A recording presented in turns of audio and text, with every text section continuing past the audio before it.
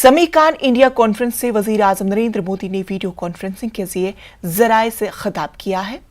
उसके जरिए खिताब किया पीएम ने कहा है कि सेमीकंडक्टर अहम किरदार अदा करते हैं। आलमी सेमीकंडक्टर सप्लाई चेन में अहम रोल अदा करना हमारा मकसद है। Such a conference is being held in India. After all, semiconductors are playing a critical role in the world in more ways than we can imagine. It is our collective aim to establish India as one of the key partners in global semiconductor supply chains.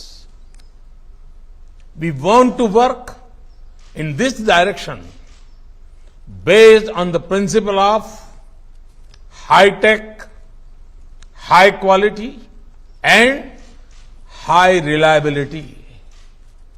Friends, I see 6 reasons for India being an attractive investment destination for semiconductor technologies.